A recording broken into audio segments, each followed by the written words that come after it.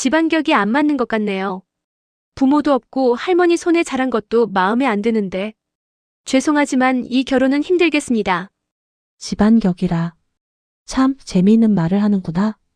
이 회사, 지분 절반 이상이 시장에 나올 겁니다. 그거 내가 사겠습니다. 감히 내 손녀를 모욕하다니? 감동과 재미를 담은 오디오 드라마입니다. 시작하기 전 무료 버튼인 구독과 좋아요 부탁드립니다. 서울 변두리 낡은 한옥마을. 아직 새벽 공기가 차가운 이른 아침이었습니다. 정미수는 평소보다 2시간이나 일찍 잠에서 깨어났습니다. 오늘은 손녀 수연의 상견례가 있는 날이었죠. 76세의 나이에도 허리가 꼿꼿한 미수는 대청마루에 앉아 정갈하게 접어둔 한복을 바라보았습니다. 오늘 우리 수연이가 좋은 사람 만나러 가는구나. 미수는 혼잣말을 하며 한복의 주름을 정성스럽게 펴고 있었습니다. 손끝에서 전해지는 명주 실크의 부드러운 감촉이 마음을 차분하게 해주었죠. 이 한복은 남편이 살아계실 때 큰아들 결혼식을 위해 맞춘 것이었습니다. 그때가 벌써 30년도 더 된 일이네요. 새벽 5시 미수는 부엌으로 향했습니다. 상견례에서 좋은 인상을 남기려면 몸에서 나는 냄새까지 신경 써야 한다고 생각했거든요. 가스레인지에 물을 올리고 서랍에서 꺼낸 녹차잎의 향기를 맡았습니다. 은은한 차향이 코끝을 스치자 문득 지난 세월이 파노라마처럼 스쳐갔습니다. 15년 전 아들 부부가 교통사고로 세상을 떠났을 때의 그 충격은 아직도 생생했습니다. 경기도 용인에서 일어난 그 사고는 미순의 인생을 송두리째 바꿔놓았죠. 당시 12살이던 수연을 품에 안고 오열했던 그날의 기억이 떠올랐습니다. 수연이 잘못될까봐 하루하루 마음 졸이며 살았습니다. 수연은 한동안 방황했지만 일찍 철이 들었어요. 그런 수연을 볼 때마다 미수는 가슴이 찢어지는 것 같았지만 아이 앞에서만큼은 눈물을 보이지 않으려 애썼죠. 그로부터 15년을 키우는 동안 수연은 미순에게 딸이자 손녀이자 삶의 이유였습니다. 하나밖에 없는 아들과 며느리를 사고로 잃고 나서는 수연만이 유일한 혈육이었죠. 5년 전 남편 정상호까지 세상을 떠나고 나서는 정말 둘만 남았습니다. 할머니와 손녀, 그 둘만의 세상이었어요. 남편이 돌아가신 후 미수는 혼자서 수연을 키우며 생계를 꾸려나가야 했습니다. 다행히 젊은 시절부터 조금씩 모아온 목돈으로 작은 건물 한 채를 샀고 그것이 임대업의 시작이었죠. 처음에는 월세 받는 것도 어색했는데 이제는 제법 큰 건물주가 되어 있었습니다. 세상에 우리가 판교의 건물을 소유하게 될 줄 누가 알았겠어. 미수는 차를 우리며 혼자 중얼거렸습니다. 작은 건물 하나로 시작한 임대업이 꾸준히 성장하여 지금은 판교 테크노밸리의 10층짜리 오피스 빌딩을 소유한 건물주가 되었죠. 하지만 미수는 그 사실을 크게 자랑하지 않았습니다. 돈이 많다고 해서 사람이 달라지는 건 아니라고 생각했거든요. 할머니, 저도 일찍 일어났어요. 수연의 목소리가 대청마루에서 들려왔습니다. 27의 수연은 여전히 미순에게는 어린 손녀였습니다. 긴 생머리를 뒤로 묶고 나타난 수연의 얼굴에는 긴장감이 역력했어요. 우리 수연이 많이 떨리지? 미순이 수연의 손을 잡았습니다. 차가운 손을 느끼며 미수는 괜찮다는 듯이 미소를 지었죠. 할머니가 있으니까 걱정 마. 좋은 사람이면 우리 수연이의 진가를 알아볼 거야. 수연은 고개를 끄덕이며 미순의 품에 살짝 기댔습니다. 제가 부모님이 안 계신 걸로 솔직히 마음에 안 들어 하시는데 우리 할머니 보면 마음이 바뀌실 거예요. 수연의 목소리에는 어린 시절부터 마음속 깊이 자리 잡은 상처가 묻어났습니다. 그런 소리 하지 마. 부모가 없어서 뭐가 부족하다는 거야? 할머니가 널 얼마나 사랑으로 키웠는데. 미순의 목소리에는 단호함이 섞여 있었습니다. 사랑으로 키운 아이는 사랑을 줄 줄 아는 사람이 되는 법이야. 그게 가장 중요한 거란다. 이런 모습을 볼 때마다 미수는 이 아이를 잘 키워냈다는 뿌듯함을 느꼈어요. 부모 없이 자란 아이라고 해서 부족할 게 뭐가 있겠습니까? 수연은 대학을 우수한 성적으로 졸업했고 지금은 괜찮은 회사에서 마케팅 일을 하고 있었습니다. 미수는 옷장에서 진주 목걸이를 꺼냈습니다. 결혼할 때 시어머니께서 물려주신 것이었죠. 이거 목에 해봐. 오늘 특별한 날이니까. 수연의 목에 목걸이를 채워주며 미수는 마음속으로 기도했습니다. 이 아이가 좋은 사람 만나서 행복하게 살 수 있게 해달라고요. 거울 앞에 선 할머니와 손녀의 모습이 참 정겨웠습니다. 미수는 수연의 어깨에 손을 올리며 말했어요. 우리 수연이가 이제 새로운 가족을 맞이하게 되는구나.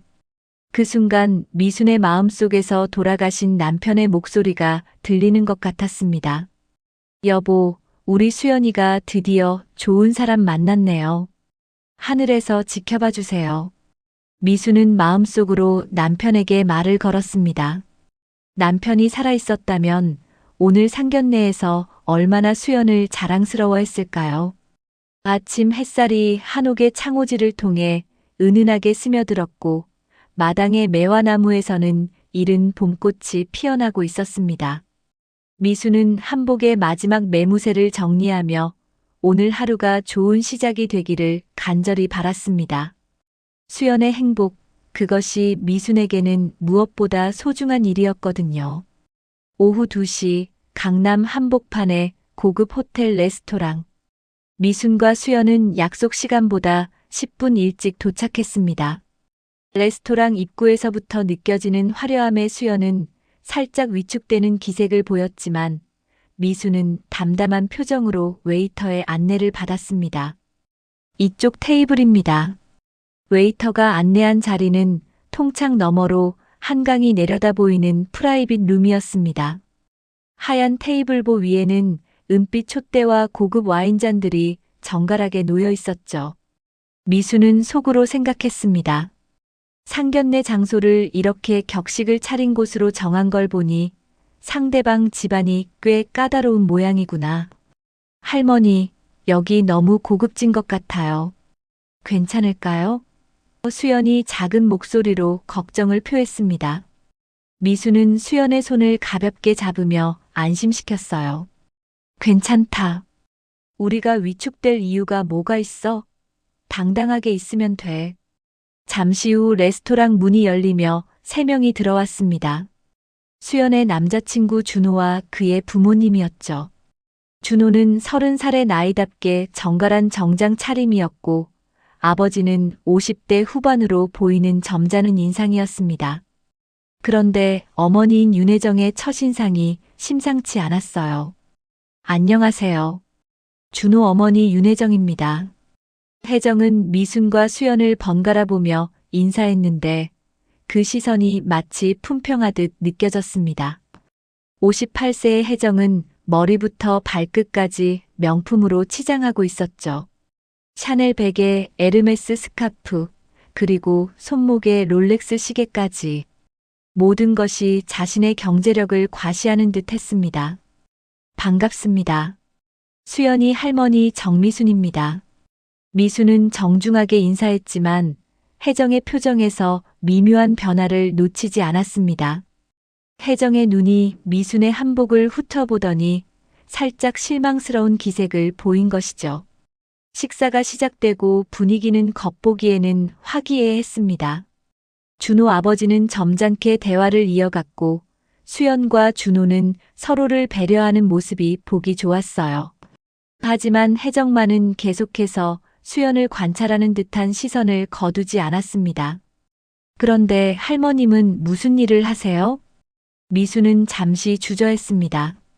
판교에 큰 건물을 소유하고 있다고 말하면 자랑하는 것처럼 들릴 수 있고 너무 소박하게 말하면 얕보일 수 있었거든요. 그냥 소규모로 건물 임대업을 합니다. 그 순간 혜정의 표정이 확연히 굳어졌습니다. 손에 들고 있던 와인잔을 테이블에 조금 세게 내려놓더니 억지로 지은 듯한 미소를 지었어요. 아, 그러시군요. 어머니, 할머님께서 수연이를 정말 잘 키우셨어요. 수연이는 정말 착하고 성실한 사람이거든요.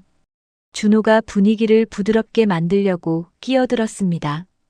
하지만 혜정의 마음은 이미 굳어져 있었습니다. 그런데 수연 씨 부모님은 어떻게 되신 거예요?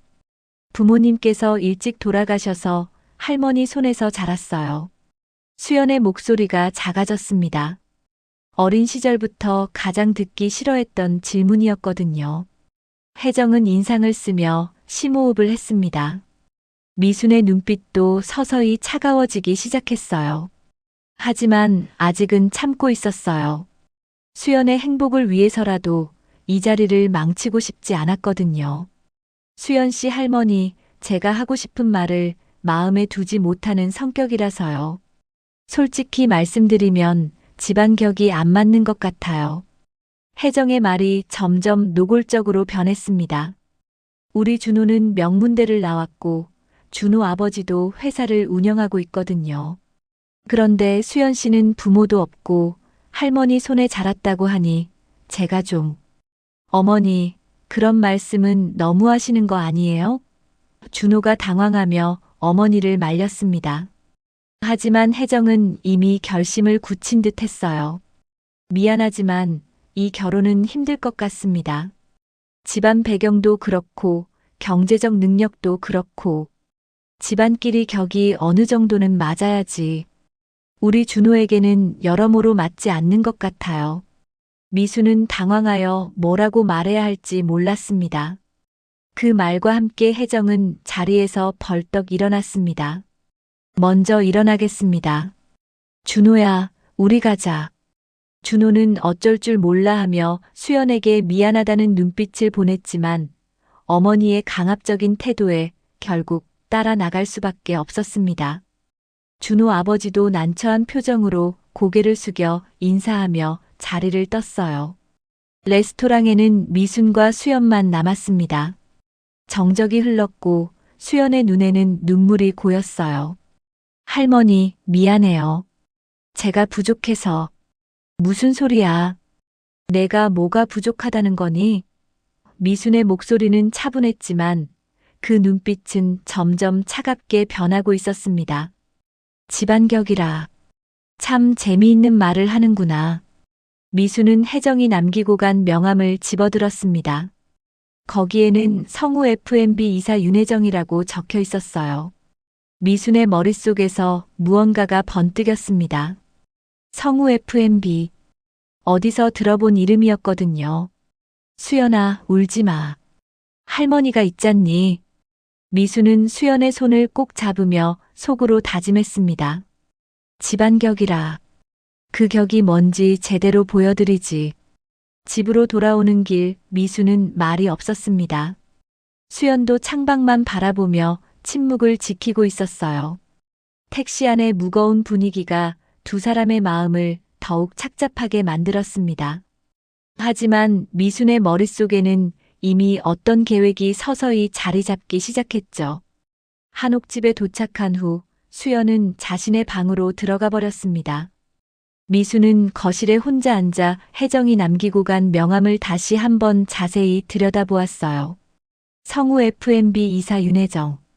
그 회사 이름이 계속 머릿속을 맴돌았습니다. 성우 F&B. 분명 어디서 들어본 이름인데.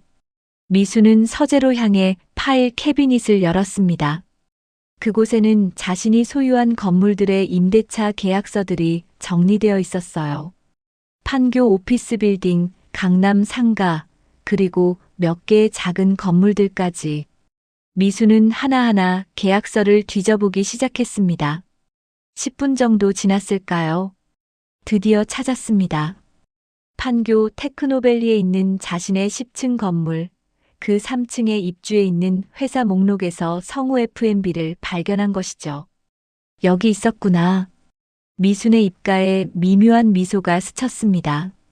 미수는 즉시 건물 관리인에게 전화를 걸었습니다. 김 부장님, 안녕하세요. 궁금한 게 있어서 전화드렸어요. 네, 사장님. 무엇을 도와드릴까요?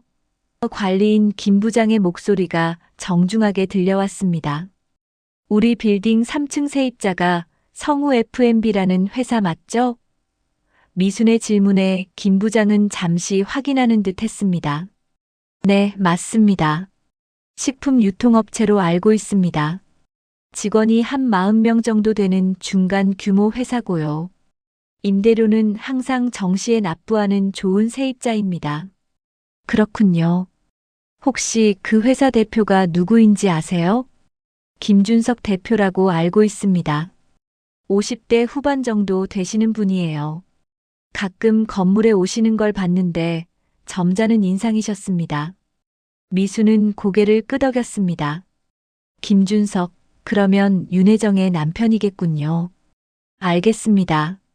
수고하세요. 전화를 끊은 미수는 잠시 생각에 잠겼습니다. 오늘 상견례에서 만난 준호의 아버지가 바로 자신의 건물 세입자였던 것입니다. 세상이 참 좁다는 생각이 들었어요. 그런데 더 중요한 건 혜정이 자신을 그렇게 무시했다는 사실이었습니다. 집안 격이 안 맞는다고? 미수는 혼잣말을 중얼거렸습니다. 그 격이라는 게 뭔지 한번 제대로 보여드리지. 미수는 다시 한번 관리인에게 전화를 걸었습니다. 김 부장님, 성우 F&B 말인데요. 임대차 계약이 언제까지인가요? 내년 3월까지입니다.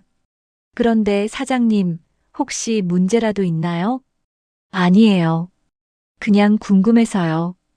그리고 혹시 그 회사 매출 규모나 직원 수 같은 정보 더 자세히 알 수 있을까요? 김 부장은 잠시 망설이더니 대답했습니다. 정확한 매출은 모르겠지만 들리는 소문으로는 요즘 경영이 그리 좋지 않다고 하더라고요. 코로나 이후로 식품 유통업계가 전반적으로 어려워졌다고 하니까요. 그렇군요. 미순의 목소리에는 뭔가 계획이 서고 있다는 느낌이 들었습니다. 전화를 끊고 나서 미수는 노트북을 켰습니다. 인터넷에서 성우 F&B에 대한 정보를 검색해보기 시작했어요. 회사 홈페이지부터 시작해서 관련 뉴스까지 샅샅이 뒤져보았습니다. 검색 결과는 흥미로웠습니다.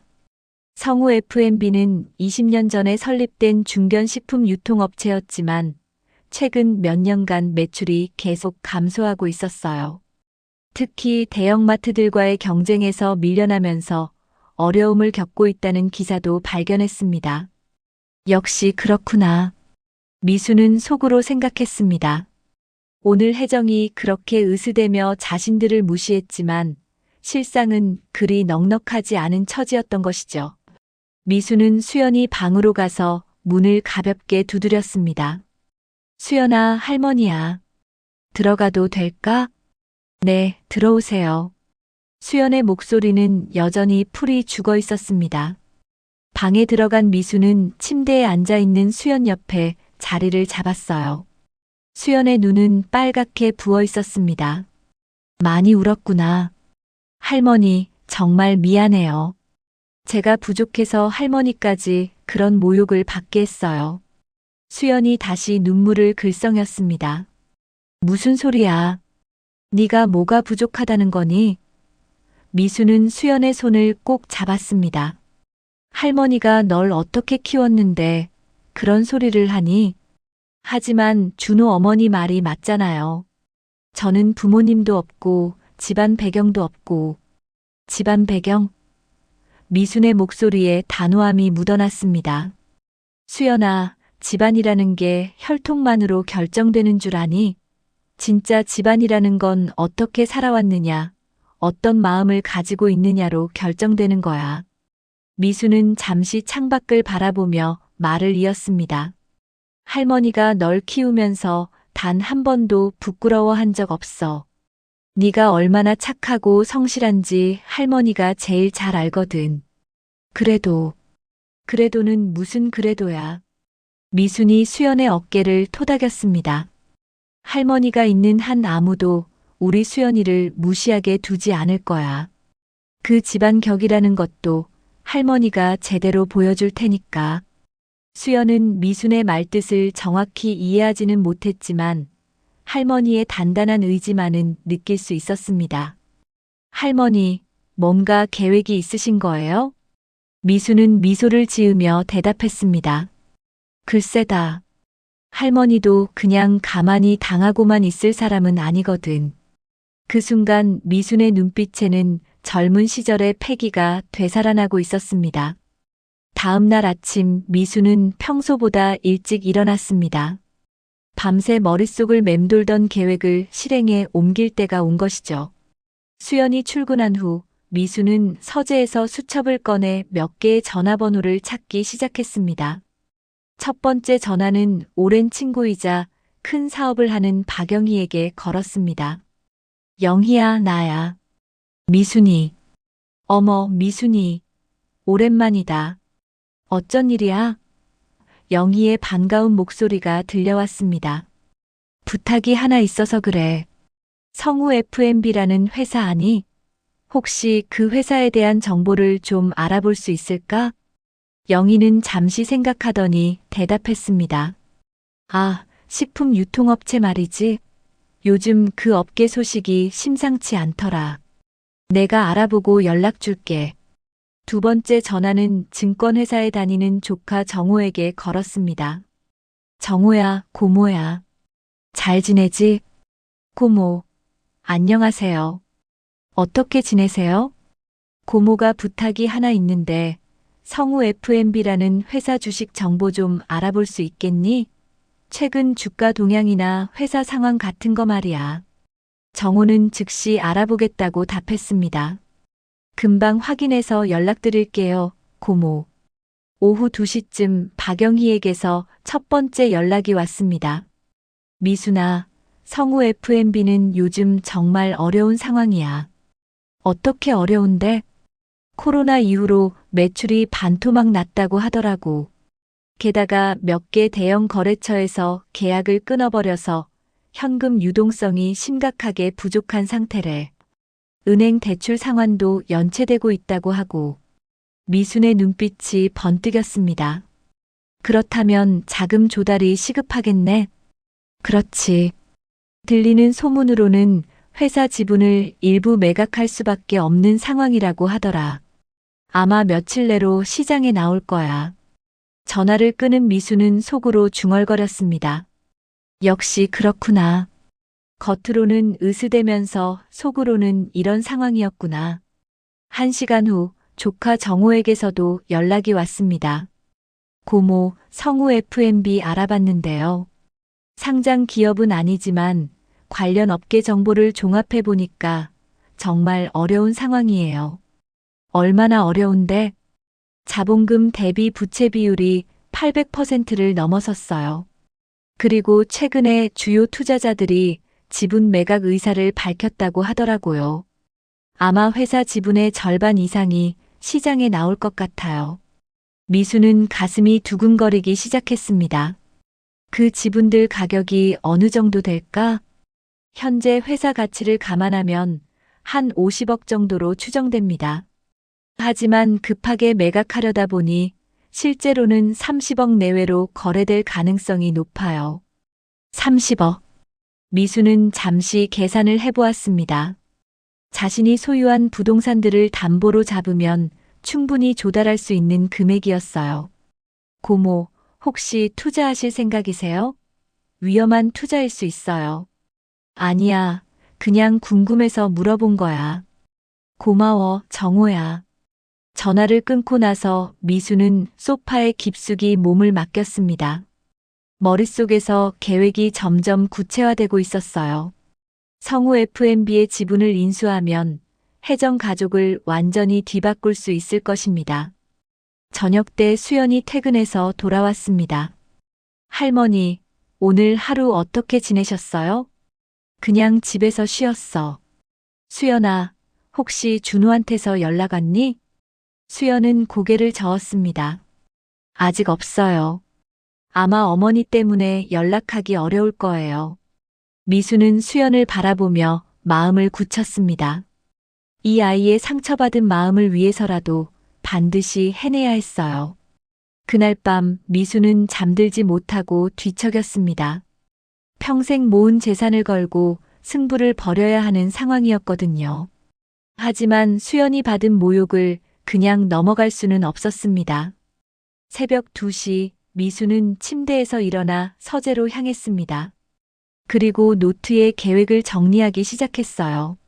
먼저 은행에서 대출을 받아야 했고 부동산 담보 설정도 해야 했습니다. 그리고 성우 F&B 지분 매각 정보를 정확히 파악해야 했죠.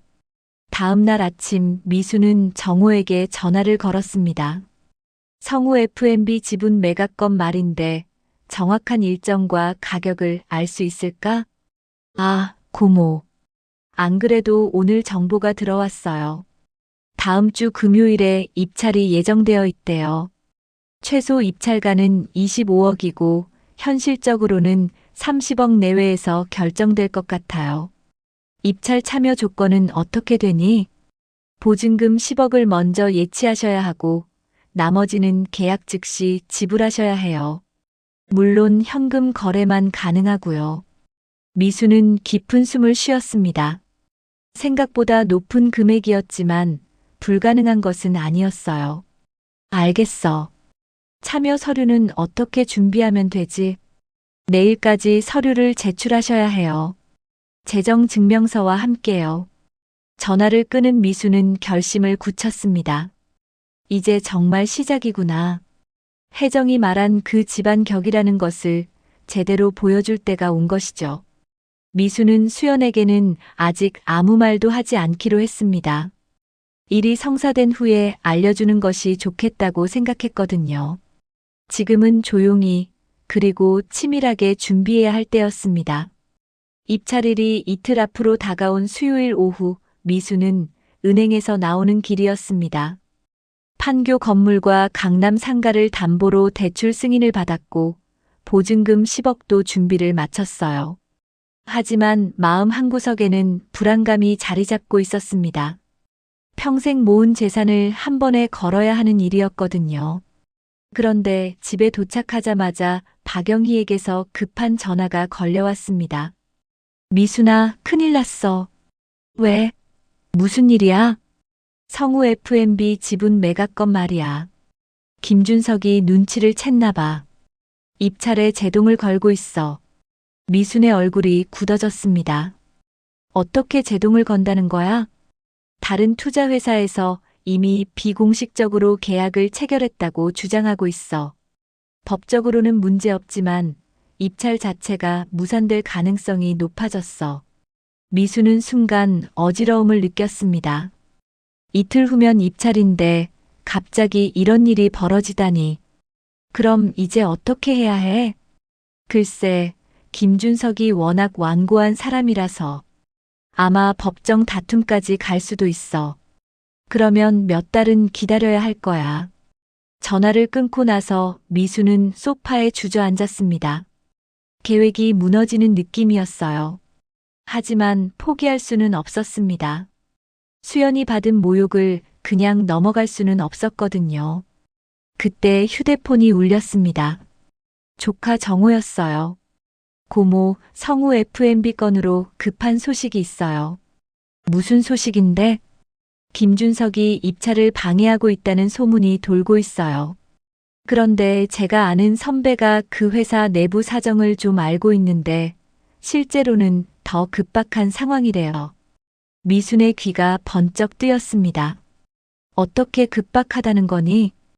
이번 주 금요일까지 은행 대출 20억을 상환하지 못하면 회사가 부도날 위험이 있대요. 그래서 김준석이 필사적으로 다른 방법을 찾고 있는 거죠. 그렇다면 만약 고모께서 정말 투자 의향이 있으시다면 직접 김준석을 만나서 협상하는 방법도 있어요. 입찰보다는 개인 거래가 더 빠를 수 있거든요. 미수는 잠시 생각했습니다. 직접 협상이라니 생각보다 복잡해질 수 있었어요. 하지만 다른 방법이 없었습니다. 정호야, 혹시 김준석을 만날 수 있는 방법이 있을까? 제가 한번 알아보고 연락드릴게요. 하지만 고모, 정말 신중하게 생각하세요. 위험한 투자일 수 있어요. 알겠어. 하지만 해야 할 일이야. 저녁 8시 정호에게서 다시 연락이 왔습니다. 고모, 내일 오후 2시에 김준석을 만날 수 있어요. 장소는 성우 F&B 사무실이에요. 미수는 가슴이 두근거렸습니다. 정말? 어떻게 성사된 거야? 제 선배가 중간에서 말을 전해줬어요. 김준석도 지금 상황이 어려워서 어떤 제안이든 들어보려고 하는 것 같아요. 그날 밤 미수는 거의 잠을 이루지 못했습니다. 내일 만날 김준석은 혜정의 남편이자 준호의 아버지였어요. 상견례에서 만났을 때는 점잖은 인상이었지만 사업 협상에서는 어떨지 알 수 없었습니다. 다음 날 아침 수연이 출근하면서 미순의 표정이 어두워 보인다고 걱정했습니다. 할머니, 무슨 일 있으세요? 요즘 계속 뭔가 생각에 잠겨 계시는 것 같아요. 아니야, 별일 아니야. 그냥 나이가 들어서 이것저것 생각이 많아지나 봐. 미수는 애써 웃음을 지었습니다. 아직은 수연에게 말할 때가 아니었어요. 오후 1시 미수는 판교로 향했습니다. 성우 F&B 사무실이 자신이 소유한 건물 안에 있다는 것이 아이러니하게 느껴졌어요. 엘리베이터를 타고 3층에 내려서니 성우 F&B라는 간판이 보였습니다. 사무실 안으로 들어가니 직원들이 분주하게 움직이고 있었어요. 하지만 어딘지 모르게 어수선한 분위기였습니다. 경영난의 여파가 사무실 분위기에서도 느껴졌죠. 정미수님이시죠? 대표님께서 기다리고 계십니다. 젊은 직원이 미순을 안내했습니다. 김준석의 사무실은 생각보다 소박했습니다. 상견례에서 봤을 때보다 훨씬 피곤해 보이는 김준석이 일어나서 인사했어요. 어서 오세요. 앉으세요. 안녕하세요. 혹시 저를 기억하세요? 미순이 조심스럽게 물었습니다. 김준석은 잠시 생각하더니 눈을 크게 떴습니다. 아, 그때 상견례에서. 수연 씨 할머님이시군요. 네, 맞습니다. 그런데 어떻게 여기에? 김준석의 얼굴에 당황스러운 표정이 스쳤습니다. 사실 저는 이 건물의 소유주입니다. 그리고 오늘은 사업 제안을 드리러 왔어요. 김준석은 더욱 놀란 표정을 지었습니다. 건물 소유주라고요? 그럼 혹시... 네, 이 회사의 임대인이 바로 저입니다. 미순의 목소리에는 차분함이 묻어났습니다. 그리고 오늘 제안하고 싶은 거는 회사 지분 인수에 관한 것입니다. 김준석의 얼굴이 창백해졌습니다. 상견례에서 자신의 부인이 그렇게 무시했던 사람이 실제로는 자신의 임대인이자 이제는 회사를 살릴 수 있는 투자자로 나타난 것이죠. 어떤 조건으로 말씀하시는 건가요? 김준석의 목소리가 떨렸습니다. 미수는 미소를 지으며 답했습니다. 천천히 이야기해보죠. 시간은 충분하니까요. 하지만 마음속으로는 이미 승부가 끝났다고 생각했습니다. 이제 진짜 집안격이 무엇인지 보여줄 때가 온 것이죠. 김준석의 사무실에서 협상이 시작되었습니다. 미수는 테이블 맞은편에 앉아 김준석의 표정을 살폈어요. 그의 얼굴에는 당황스러움과 절망감이 교차하고 있었습니다. 할머님, 정말 저희 회사 지분을 인수하시겠다는 말씀이신가요? 김준석의 목소리에는 믿기지 않는다는 뉘앙스가 묻어났습니다. 그렇습니다. 하지만 조건이 있어요. 미수는 차분하게 말했습니다. 회사 지분 60%를 30억에 인수하겠습니다. 현금 거래로요. 김준석은 잠시 계산을 해보았습니다. 60%면 경영권을 넘겨주는 것과 같았어요. 하지만 지금 상황에서는 선택의 여지가 없었습니다. 조건을 좀 더 자세히 말씀해 주세요. 간단합니다. 계약 즉시 현금 30억을 지불하겠습니다. 대신 경영권은 제가 갖게 되겠죠. 미순의 목소리에는 흔들림이 없었습니다. 그런데 김준석이 머뭇거렸습니다. 가족들과 상의를 해봐야 할 것 같은데요. 미수는 미소를 지었습니다. 물론이죠. 하지만 시간이 많지 않다는 걸 아시죠? 금요일까지 은행 대출을 상환하지 못하면 어떻게 될지. 김준석의 얼굴이 더욱 굳어졌습니다. 미순이 회사의 정확한 사정을 알고 있다는 것을 깨달은 것이죠. 어떻게 그런 사정까지 아시는 건가요? 사업을 오래 하다 보니 정보는 자연스럽게 들어오더라고요. 미수는 여유롭게 대답했습니다. 중요한 건 지금 당신에게 필요한 게 무엇인지, 그리고 제가 그것을 줄 수 있는지 아닌지겠죠. 협상이 1시간 정도 지속된 후 김준석이 입을 열었습니다. 내일까지 시간을 주시면 가족들과 상의해서 답변 드리겠습니다. 좋습니다. 하지만 내일 오후 3시까지만 기다리겠어요. 그 이후에는 다른 방법을 찾아야 할 테니까요. 미수는 명함을 건네며 자리에서 일어났습니다. 사무실을 나온 미순의 마음은 복잡했습니다.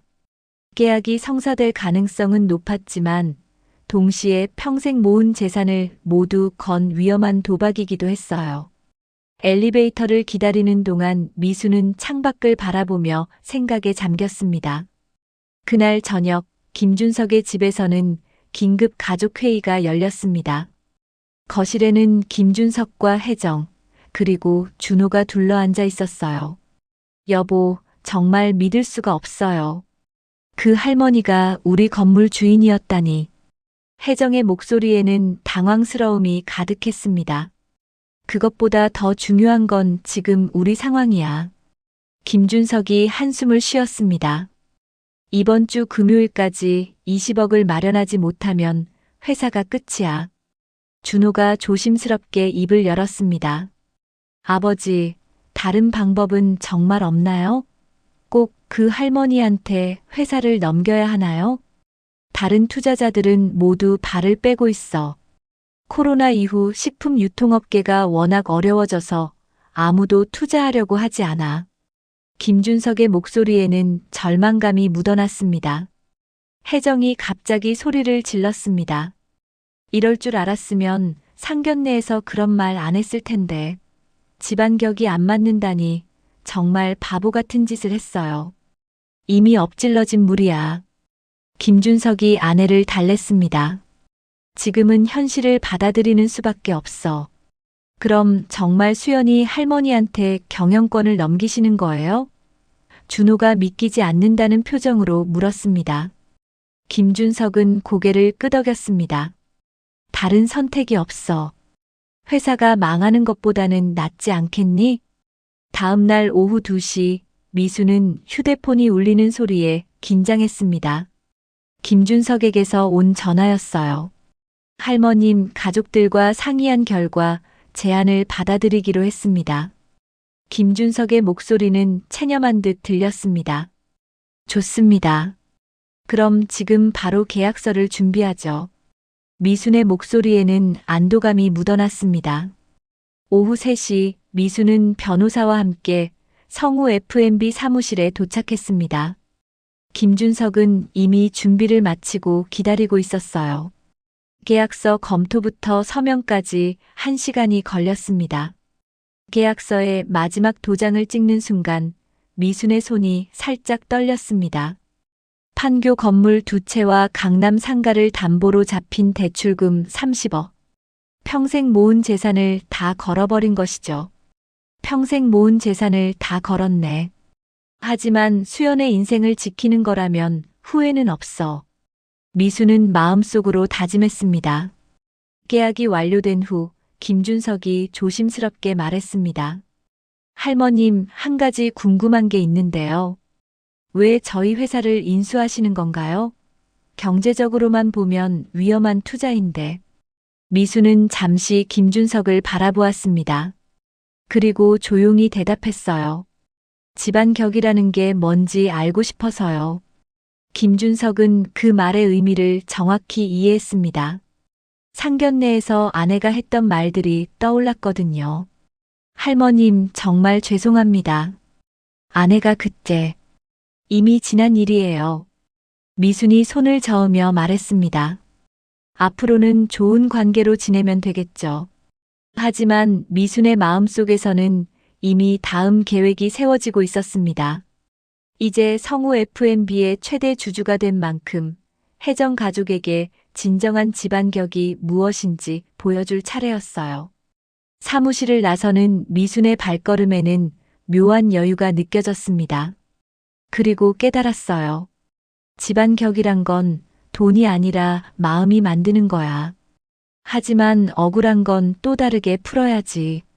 계약이 성사된 지 일주일이 지났습니다. 미수는 그동안 성우 F&B의 재정 상황을 파악하고 회사 운영에 대해 공부하느라 바쁜 나날을 보냈어요. 수연에게는 아직 아무 말도 하지 않았습니다. 적절한 타이밍을 기다리고 있었거든요. 월요일 오전 10시 미수는 성우 F&B 전 직원이 모인 회의실에 들어섰습니다. 오늘은 새로운 최대 주주로서 첫 공식 인사를 하는 날이었어요. 직원들은 갑작스러운 경영권 변화에 불안해하고 있었습니다. 안녕하세요. 새로 최대 주주가 된 정미순입니다. 미순의 목소리는 차분하면서도 위엄이 있었습니다. 앞으로 회사를 함께 일으켜 세워나가겠습니다. 직원들 사이에서 웅성거리는 소리가 들렸습니다. 76세의 할머니가 갑자기 회사의 주인이 되었다는 사실에 모두 당황스러워했어요. 김준석이 일어나서 말했습니다. 정미순 사장님께서는 부동산업계에서 오랜 경험을 쌓으신 분입니다.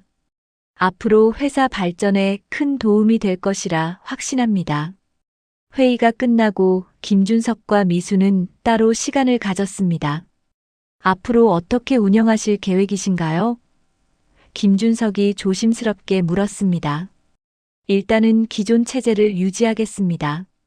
다만 몇 가지 변화는 있을 거예요. 미순의 답변에 김준석은 안도의 표정을 지었습니다. 그때 사무실 문이 열리며 혜정이 들어왔습니다. 미순을 보자 혜정의 얼굴이 순간 굳어졌어요. 여보, 회의는 끝났어요? 응, 끝났어. 사장님께 인사드려. 김준석이 아내를 소개했습니다. 혜정은 어색하게 고개를 숙였습니다. 안녕하세요. 사장님. 미수는 혜정을 바라보며 미소를 지었습니다. 반갑습니다. 혜정 씨. 앞으로 자주 뵙게 될 것 같네요. 혜정의 얼굴에는 복잡한 감정이 교차했습니다. 일주일 전만 해도 자신이 그렇게 무시했던 사람이 이제는 남편의 직장 상사가 된 것이죠. 그런데 사장님, 혜정이 떨리는 목소리로 말했습니다. 수연이는 어떻게 지내나요? 잘 지내고 있어요. 다만 아직도 상견례 일로 상처를 받고 있더라고요.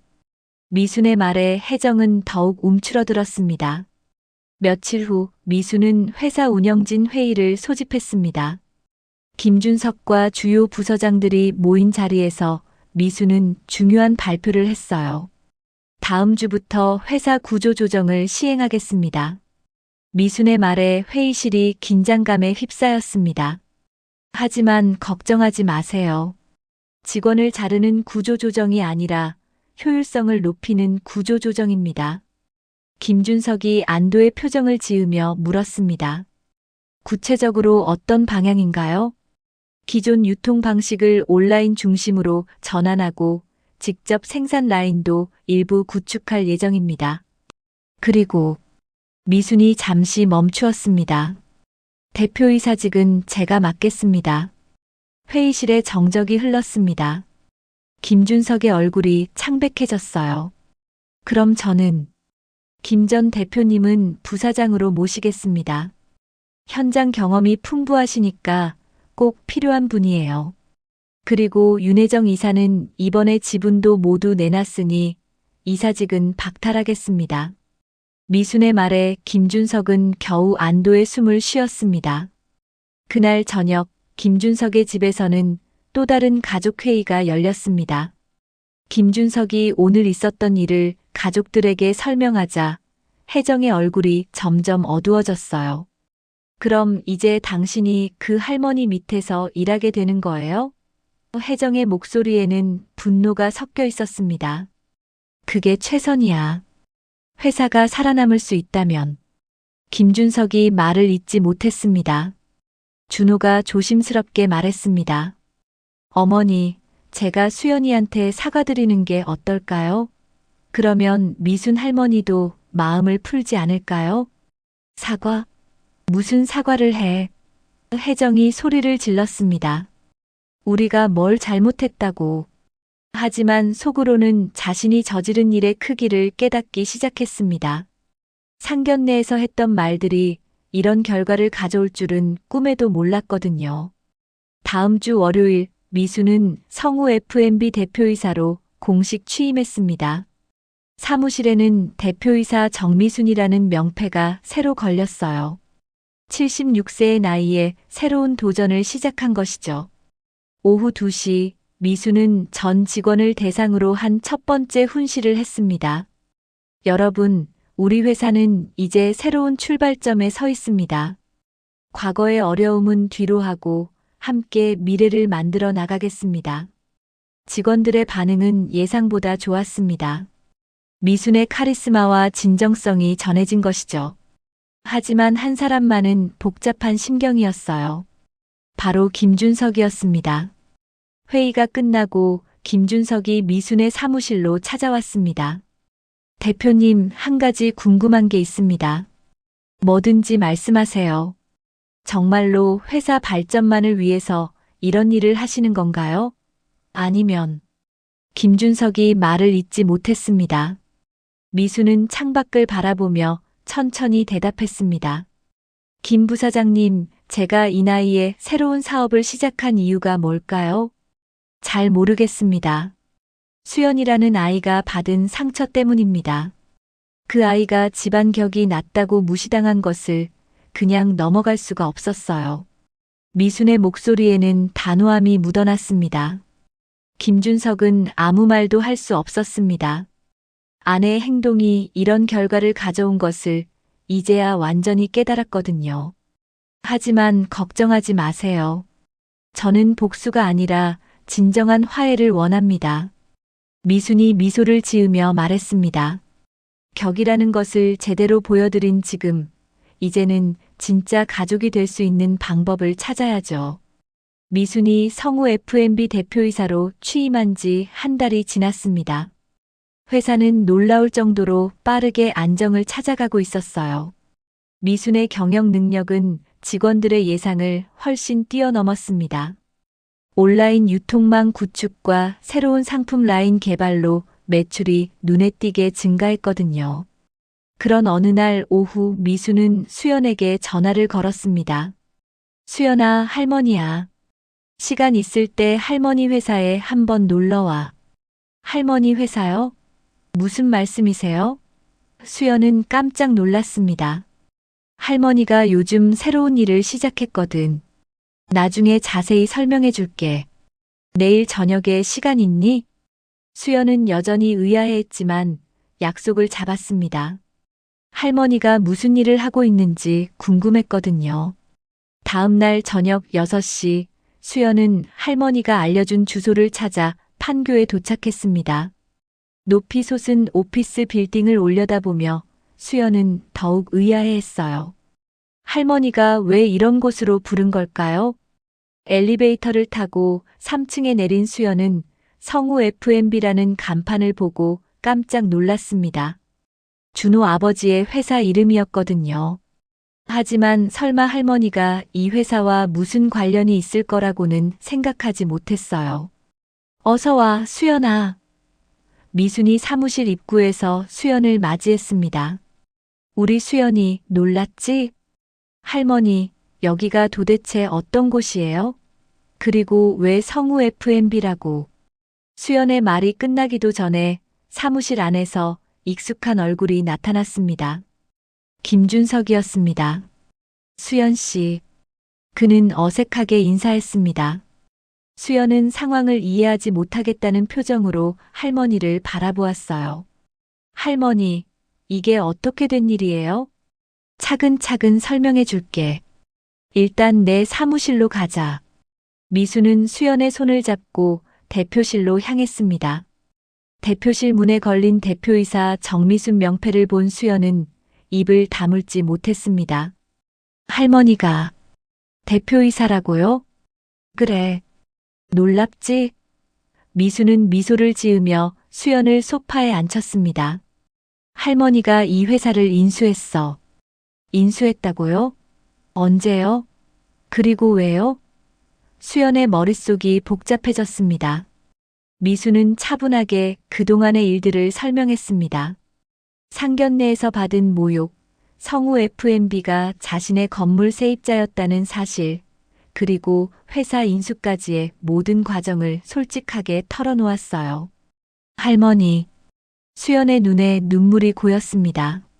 저 때문에 그런 위험한 일이 아니야. 할머니는 확신이 있었거든. 미순이 수연의 손을 꼭 잡았습니다. 우리 수연이의 가치를 제대로 알아보지 못하는 사람들에게 진짜 격이 뭔지 보여주고 싶었어. 그때 사무실 문을 노크하는 소리가 들렸습니다. 들어가도 될까요? 혜정의 목소리였습니다. 미순이 들어오세요라고 답하자 혜정이 조심스럽게 들어왔습니다. 수연을 보는 혜정의 얼굴에는 미안함과 부끄러움이 동시에 드러났어요. 수연 씨. 혜정은 한참을 머뭇거리다가 깊게 고개를 숙였습니다. 정말 죄송합니다. 그날 제가 너무 무례한 말씀을 드렸어요. 수연은 당황했습니다. 아, 아니에요. 괜찮습니다. 괜찮지 않아요. 혜정의 목소리가 떨렸습니다. 제가 집안 격이 어쩌고 저쩌고 말했는데 정작 진짜 격을 가진 분은 따로 계셨네요. 제가 얼마나 어리석었는지 이제야 깨달았어요. 미순이 조용히 말했습니다. 혜정 씨, 사과는 받겠습니다. 하지만 더 중요한 건 앞으로예요. 네. 혜정이 고개를 들었습니다. 수연이와 준호가 정말 서로를 사랑한다면 우리가 막을 이유는 없죠. 진짜 집안 격이라는 건 서로를 존중하고 사랑하는 마음에서 나오는 거니까요. 혜정의 눈에도 눈물이 맺혔습니다. 대표님, 아니 할머님, 정말 감사합니다. 그리고 죄송합니다. 며칠 후 준호가 수연에게 연락을 해왔습니다. 두 사람은 오랜만에 만나서 그동안의 이야기를 나누었어요. 하지만 결과적으로 결혼은 성사되지 않았습니다. 한 달간의 시간 동안 두 사람 모두 많은 것을 깨달았거든요. 수연아, 미안해. 준호가 먼저 입을 열었습니다. 그때 내가 너를 제대로 지켜주지 못했어. 괜찮아요. 오히려 이런 일을 겪으면서 더 많은 걸 배웠어요. 수연의 목소리는 의외로 밝았습니다. 저도 준호 씨도 아직은 결혼할 준비가 안 되어 있는 것 같아요. 두 사람은 서로에게 고마워하며 좋은 사이로 남기로 했습니다. 사랑보다는 서로의 성장이 더 필요한 시기라는 것을 깨달았거든요. 어느 봄날 오후 미수는 한옥집 마당에서 수연과 함께 차를 마시고 있었습니다. 매화꽃이 만개한 정원이 참 아름다웠어요. 할머니, 속이 다 시원해요. 수연이 환한 미소를 지었습니다. 정말이니? 네. 그동안 제가 부모님이 안 계신다는 것 때문에 주눅 들어 있었는데 이제는 당당해졌어요. 할머니께서 보여주신 진짜 격을 배웠거든요. 미수는 수연의 말에 흐뭇해했습니다. 수연아, 네 가치는 네가 정하는 거야. 남이 아니고. 할머니, 고마워요. 정말 최고의 할머니예요. 미수는 하늘을 올려다보며 속삭였습니다. 여보, 격을 맞춰놨어요. 우리 수연이가 이제 누구 앞에서도 당당하게 살 수 있게 되었어요. 이제 편히 쉬세요. 봄바람이 한옥마당을 부드럽게 스쳐 지나갔습니다. 할머니와 손녀는 서로를 바라보며 행복한 미소를 지었어요. 진정한 집안의 격은 혈통이나 재산이 아니라 서로를 향한 무조건적인 사랑과 신뢰에서 나온다는 것을 두 사람 모두 깨달은 순간이었습니다. 성우 F&B는 미순의 경영하에 더욱 성장했고 혜정과 김준석 가족은 진심으로 미순과 수연에게 감사하며 지냈습니다. 그리고 수연은 새로운 자신감을 가지고 더 넓은 세상으로 나아갔어요. 할머니가 보여준 진짜 격을 마음에 새기고 말이죠.